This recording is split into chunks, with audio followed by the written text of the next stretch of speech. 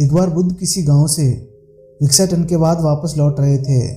उस गांव के बाहर एक छोटी सी नदी बहती थी।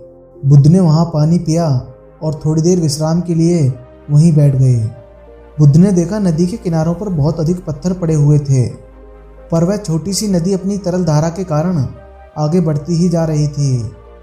उसे देखकर बुद्ध के मन में विचार आया, ये छोटी सी नदी अपनी तरल धारा के कारण कितनों की प्यास बुझाती है, लेकिन यह भारी भरकम पत्थर एक ही स्थान पर पड़े रहते हैं और दूसरों के मार्ग में बाधक बनते हैं। बुद्ध के इन विचारों का अर्थ था, जो मनुष्य दूसरों के मार्ग में रोड़ा अटकाते हैं वह खुद कभी आगे नहीं बढ़ पाते, लेकिन जो दूसरों को सद्भाव और स्नेह देते हैं वह स्वयं ही आगे बढ़ जाते हैं। बुद्ध ऐसे ही विचारों में मग्न थे। तभी उन्होंने ग्रामीणों की एक भीड़ को अपनी ओर आते देखा। बहुत शोर था। लोग किसी स्त्री के प्रति अभद्र भाषा का प्रयोग कर रहे थे और वो उसे घसीटते हुए ले जा रहे थे। बुद्ध उन लोगों से बोले, तुम इस स्त्री के साथ ऐसा दुर्व्यवहार क्यों कर रहे हो? वो लोग कहने लगे, ये स्त्री बदचलन है, इसने वह विचार किया है और हमारे समाज का नियम है, यदि स्त्री व्यभिचार करती पकड़ी जाए तो उसे पत्थरों से कुचलकर मार डालना चाहिए।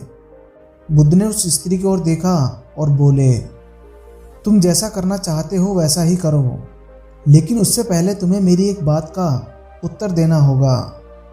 इस स्त्री को पत्थर मारने का अधिकार उसी का होगा जिसने अपने जीवन में कभी व्यभिचार ना किया हो और ना ही उसके मन में कभी गलत विचार आए हों। इतना कहकर बुद्ध शांत हो गए। बुद्ध की यह बात सुन चारों तरफ मौन छा गया। किसी के मुंह से एक बोल तक नहीं निकला, क्योंकि जीवन में ऐसा कोई व्यक्ति हो ही नहीं सकता जिसके अंदर गलत विचार उत्पन्न ना हुए हों।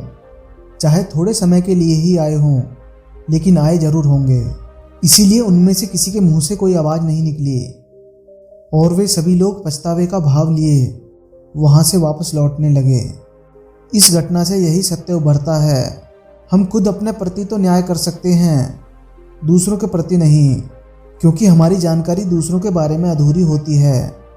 यदि हम किसी के प्रति न्याय करना चाहते हैं तो उसे ऐसा प्यार और स्नेह मिलना चाहिए कि वह खुद ही अपने दोषों को स्वीकार कर ले और उन्हें कभी अपने जीवन में पुनः करने की सोचे भी ना।